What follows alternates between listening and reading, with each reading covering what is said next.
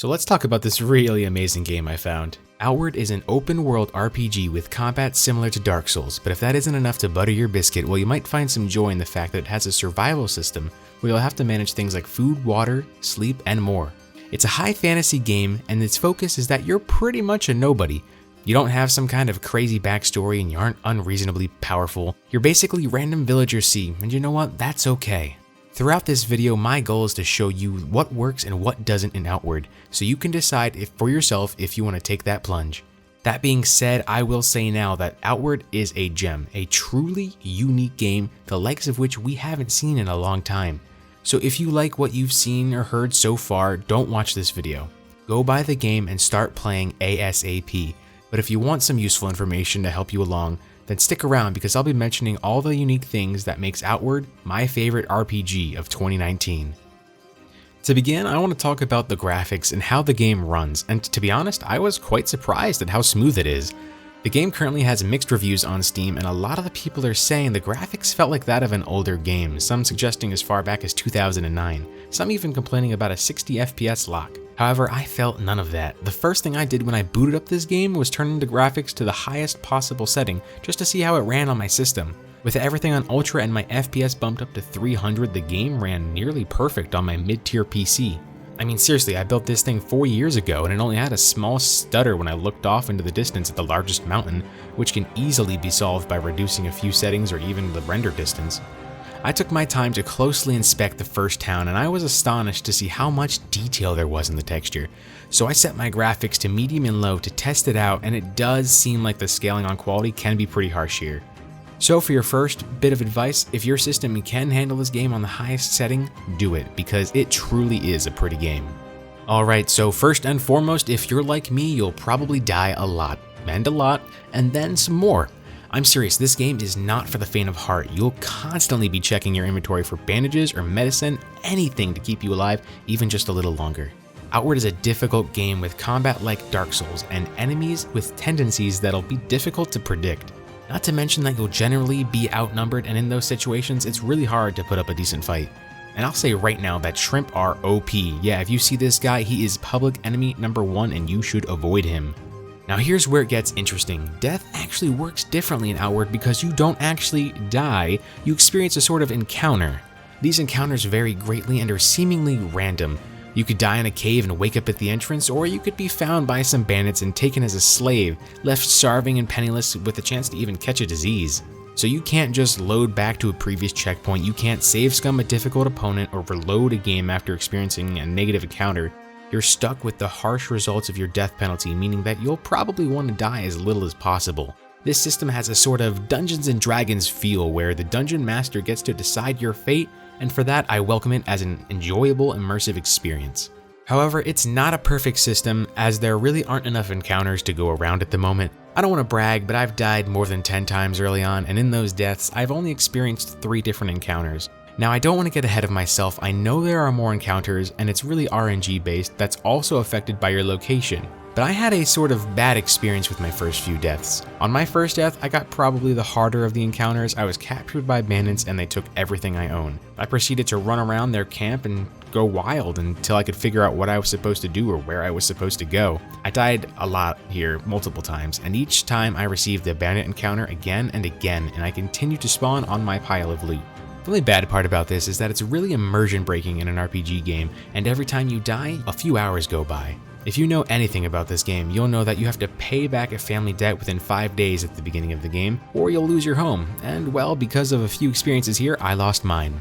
This system has a potential to be very harsh, but dying in Outward could also be a good thing.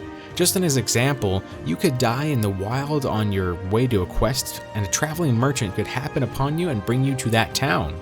All in all, I think this system is really good, a really unique and immersive experience, but it does lack variety, at least early on, or maybe I just died too much too early, I don't know, let me know.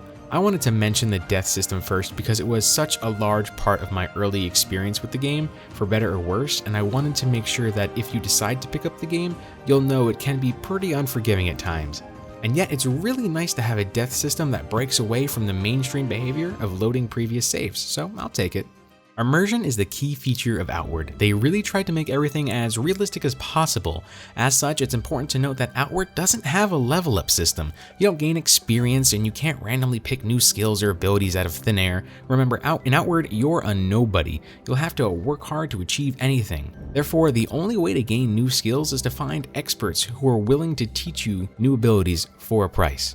It'll become part of a survivability where you have to save up money and then decide if you want to spend that money on getting a new skill or buying enough supplies to venture out into the wild that day. At first, I was kind of worried about how this was going to work, but it actually isn't a problem at all. It actually becomes quite a realistic struggle to decide if you're going to buy that skill or even if you can save up enough money to begin with. A lot of people may not like that you can't level up because it's kind of hard to get a sense of progression for your character's power, but I'll ask that you kind of take my word for it that this system really does Outward justice. From what I found, there are a total of 8 masters in the game, and you can only completely learn the skills from 3 of them, but there are a few skills that each master has that everybody can learn, so that's good enough. A lot of people struggle with Outward because they end up not loving the combat, and if you don't enjoy that, then what's the point of really playing this game, right? Well, let me say, for a very long time, you probably won't find any masters to teach you these important skills, so it's kind of just a basic hack and slash, swing your weapon to see if you can live and just hope on surviving. However, once you find a master and acquire these skills, combat becomes a bit more intuitive, and you'll feel like you have a way to deal with enemies that were previously untouchable. Outward is very much one of those games where if you don't know what you're doing, it can seem impossible at times, but if you have a small idea and you understand the systems a little bit, it can become quite easy. Money could be a big focus in your early game, and if you're struggling to get by, you might feel like it's the only thing holding you back from moving on. You know what really helps with making money? Having a partner to help you earn it, and Outward has a fantastic co-op system to do that. Whether it's to help you take on groups of enemies or split up to find resources faster, Outward's easy-to-use co-op system has long been needed in the RPG genre. And the best part is, Outward even offers horizontal split screen. I think it's fantastic that the developers added split screen because after playing this game for a while, I get the feeling that it can be a relaxing game you play on the couch with, let's say, a family member or a friend. I got Jordan to play this game with me, and it really was a blast. It could be a very fun additional challenge that when your partner makes mistakes, you'll have to sleep to recover, and then you'll have to worry about wasting too much food or water and so on. As fun as it is, there are also a few problems here or there. If one player runs ahead and loots all the resource nodes or chests, the player who falls behind can have more of an empty experience because there's nothing for them to gather or do. It would be wise to give yourselves roles where one person, let's say, fishes and one person mines, so that each player has something to interact with to make for an overall better experience. We also noticed that the guest player has trouble interacting with certain NPCs and can't turn in quest stuff, so it'll need plenty of work before it's a fully fun experience for them. Nonetheless though, it's a great system, and if you're struggling in combat, having somebody to tank those monster hits can really help out. Now let's talk about magic. You don't have any. Before you check this game off your list, hear me out. I've said it multiple times and I will say it again, you are a nobody. Don't take that too harsh though. The running theme is that you start off with nothing, but through your hard work you can achieve anything, and all options are on the table, even the ability to acquire mana. Therefore, you don't start Outward off with any mana and you can't cast any spells, but there is magic to be found. You actually have to go on a pilgrimage of sorts to the magical purple mountain called the Conflux Mountain. In that mountain, you'll find a group of mages and a ley line of mana, and these mages will teach you how to harness its power so you can use magic. That being said, it comes at a price. You actually have to sacrifice a bit of health and stamina in exchange for this mana. Magic is powerful, so it may be worth for some, but remember, this game is extremely difficult, so sacrificing any of your precious health will put you at a greater risk of death. You'll spend enough time fighting before you get to the Conflux Mountain, so you really will know if you want to make this trade or not. However, once you acquire it, magic works in a very different way compared to other games. I'll use Spark as an example. This is the first spell you get in the game, and they showed it off in the early look of the game, which I'll post in the description just in case you want to watch it. You can cast Spark and shoot out a small burst of flames, but its power is pretty negligible, so you'll probably never use it in its base form if you can help it. But that's right, certain magical spells essentially evolve in Outward. On your journey, you'll come across mana stones, and once you channel your mana into these stones, you'll be able to place a sigil on the ground. If you cast Spark again while standing inside the sigil, Spark turns into Fireball. From here you can kind of dodge and weave in and out of your sigil, casting fireballs and avoiding enemy hits, and it doesn't stop there. There are many different forms of magic that act differently, and even some magic yet to be discovered. As an extra bonus, a helpful tip is that if you talk to the mage who first showed you how to connect to the ley line, they'll teach you how to use a flamethrower by pushing your mana through a lantern for a small price. There are a ton of hidden combos using different magic, you just have to find them and experiment with what works. I'd like to touch on archery as well, because even that works in a very unique way in Outward. Since the combat is Souls-like, you can lock onto your opponents. Well, while using a bow and arrow, once you've locked onto an enemy, you can actually free aim where you please. So for an example, if I was fighting a shield enemy, I could lock on and then place my aim to hit them above their shield for extra damage. This mechanic gives archery a huge advantage for hitting enemy weak points, making them really useful to have around. As for melee, well, it's melee. The combat will feel sluggish and weighted, and you'll be severely punished if you mistime your attacks. It comes down to managing your stamina and blocking when possible, and doing your best to avoid damage as much as you can. That being said, it's important to know about the combo system, because if you haven't played the tutorial, this feature could easily go unnoticed. In Outward, you can combo certain melee attacks. The same works for magic, where you can combo certain spells into one another. But just as an example, let's say I use the glaive-like battle axe. If I swing once, I can then press the middle mouse button to do a 2-hit combo after my first swing. The way combos are used change based on how many times you've swung at the enemy. So if I swung twice and then did the combo, the swing would go in a different direction that time. So the efficient way to use combos vary from situation to situation. And best of all, each weapon has its own unique combos, so you have to find out which weapon works best for you. Now, I don't know too much about the story, so I can't really validate if it's any good or not. But what I have found is that there are multiple factions in Outward, and with these factions, there are multiple endings to the game. This is a huge bonus because that means replayability on this game literally just quadrupled. I can create new characters with different playstyles and choose a faction that I think best suits them and fit my character's needs until I've gotten to experience every ending to the game. This is so exciting to know that I can delve just that much deeper into the universe that is Outward, and it's so exciting for the future that this game has to offer. And of course, it wouldn't be a survival game without survival mechanics. In Outward, you'll have to make sure that you're always aware of your food and water level. If they get too low, you'll start experiencing some seriously debilitating debuffs, which will make adventuring pretty much impossible. You'll also need to sleep from time to time to recover lost health or stamina. Over time, when you consistently use stamina, you'll have less and less available to you throughout the day. The same applies to health, but only after you've taken a high amount of damage, and being knocked out basically reduces your max health by 25% every time. Don't worry, because this isn't as awful as it sounds. You'll be able to bring a bedroll with you so you can sleep anywhere you go to recover these lost stats, assuming you've brought a large enough backpack. Beyond that, you'll need to be aware of the climate you're in. Depending on your location, you could overheat or get too cold, and once you've reached either, you'll be at risk of exhausting debuffs or sickness that could take days to get rid of, some even being permanent. And oh boy, backpacks! This one particular feature is what made Outward catch my eye. When I saw this, I thought to myself, there's no freaking way somebody made that a part of their game, but here we are. In Outward, you'll have the option to use a variety of backpack sizes or no backpack at all, and depending on its weight, you won't be able to dodge roll effectively. So it becomes imperative to make sure you've taken the right backpack for your playstyle and your journey ahead, because if you take too big of a backpack, you'll have a hard time avoiding enemy damage. But here's where it gets very interesting. You actually have the ability to drop your entire backpack and just leave it on the ground, giving you the ability to fight the enemy without any hindrance. So with enough careful planning and knowing when to fight, you'll be able to bring the largest backpack possible and then just throw it on the ground before you brawl. This is something I don't think I have ever seen in a game before, and it brings a very pleasant bit of realism to Outward. And yes, if you've seen it, you can attach lanterns to the larger backpacks, which is pretty freaking awesome, especially because some of these caves in Outward are pitch black. I'll lightly touch on the crafting system because I haven't played around with it too much yet, but I do know it's very detailed and very realistic. Outward has a basic system where you can combine items up to a max of 4 to create new items as long as it's a proper recipe.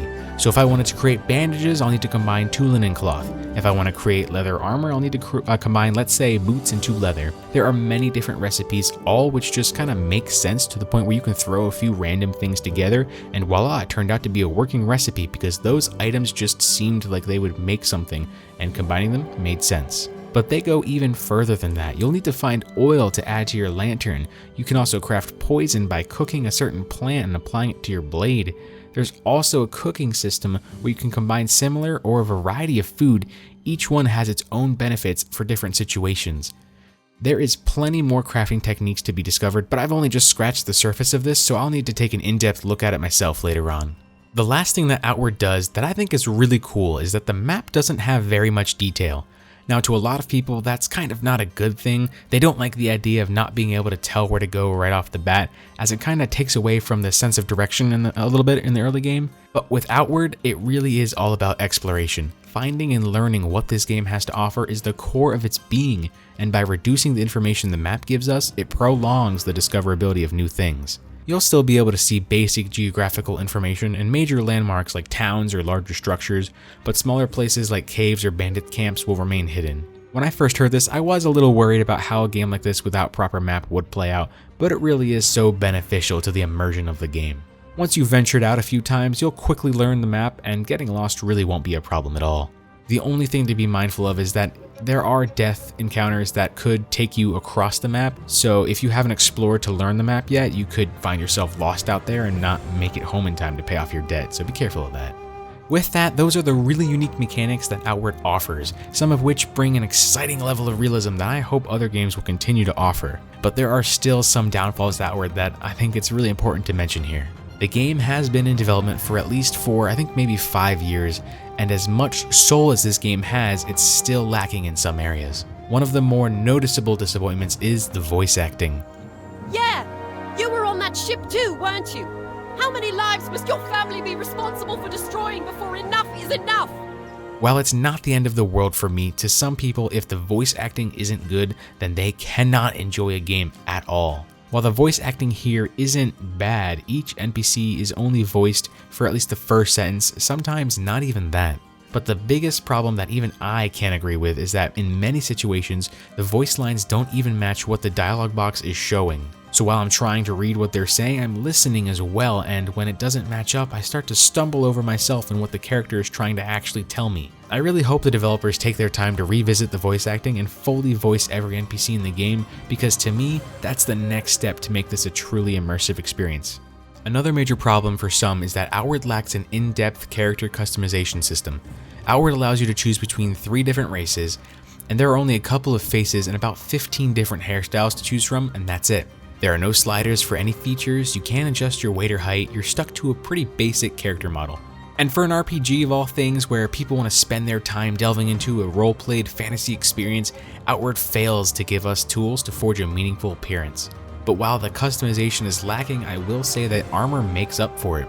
Outward's style of equipment is big and bulky. Any features your person had would be well hidden under the plated armor or giant wizard hats. Though I still think they should add some extra features to customization like weight or height, but overall I feel like players will be able to express themselves more with the armor they choose to equip instead.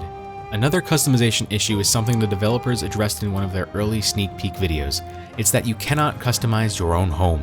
In what world do you give us a house we can't customize or tailor to our preferences? From what I've seen, you can cook, you can sleep, you can even store things in your home, but that's it. I'd like to see the ability to add or take away certain furniture, even adding some things that are interactable. We have crafting, so why can't we lock a few recipes behind using a crafting bench? We could even place it in our own home. In fact, there's already a bench that looks just like a crafting bench. Give us something in our home that we could interact with daily for specific benefits, so that spending the night in our own home would be rewarding in some way or another, rather than being just well rested. I'm talking about the ability to turn on or off the lighthouse to activate shipwreck events at the risk of adding more debt to our family bloodline. Or even something similar like a butter churner of all things that we can churn daily for, let's say, 3 days in a row, and at the end of those 3 days we'll be able to sell it for a high price. These are just examples. I'm really just reaching for a reason to actually use my home, because as of right now, there really isn't a good one. Lastly, some reviews have shown that people aren't really happy with the open world of this game, saying that it's too empty, there's not enough detail or enemies, and it doesn't really feel lived in, and to a point I'd have to agree with them. The first few valleys, the game really made sure to fill with small enemies to fight, so there's no problem there. But once you start your journey for the next town, you'll realize that everywhere you go is basically a large open valley with few enemies and not the most exciting landscape. Don't get me wrong, there's plenty of detail, there's tons of colorful grass and plants, a few trees here or there, and it's all very, very beautiful. But in the grand scheme of things, the valleys don't really feel like the wilderness the game makes them out to be. I'd love to see more trees and rock formations, anything to make that wilderness aspect come to life, but adding intensive amounts of detail all across the map will make the graphics begin to struggle.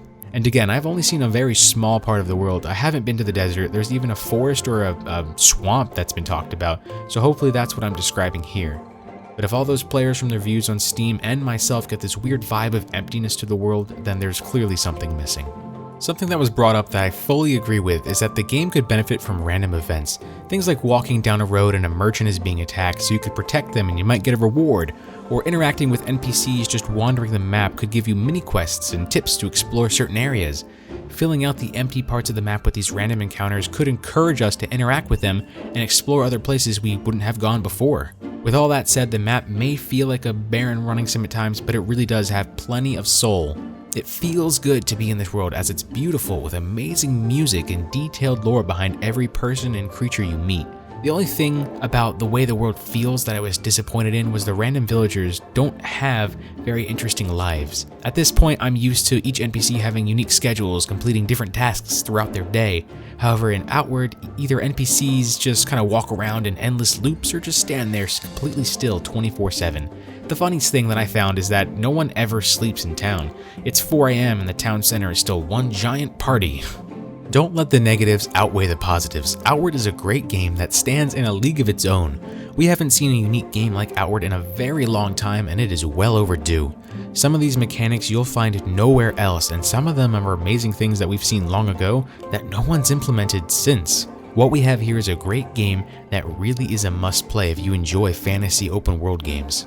As for its future, I am more than excited. The developers were asked if they planned to continue to release updates for the game, and they said they would love to continue their work. They are kind of in a wait-and-see phase right now. If the game succeeds, which it will, they want to continue their work and add more great content all across the board. Optimistically, we could see updates that give us character or home customization, updates that will fill out the world a little bit and add variety to places where it's lacking.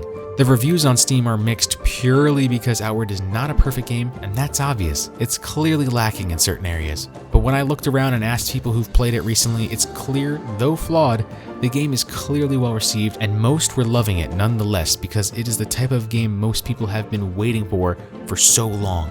Given time and a chance for updated content, Outward is a game that cannot fail because the differences it provides compared to other games like it make it such a special RPG experience that everybody should try.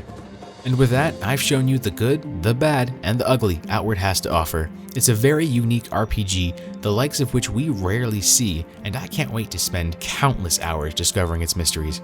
Out of any game I've played this past year, I'd have to recommend Outward the most because of how awe-inspiring, how progressive, how different it tries to be from its predecessors. It's a pleasant evolution that will surprise and astound any who give it a chance. I'm going to go ahead and give Outward a 7 out of 10 because it's a really solid game that offers a huge challenge, a massive world, and tons of unique features.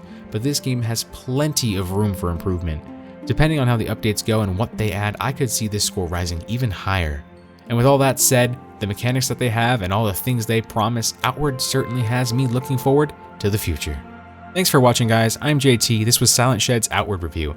It's a game we'll be playing for quite a while, so if you have any questions, feel free to ask them in the comments. And if you liked what you saw here, don't forget to leave a like or subscribe. It really goes a long way for us. We'll catch you next time.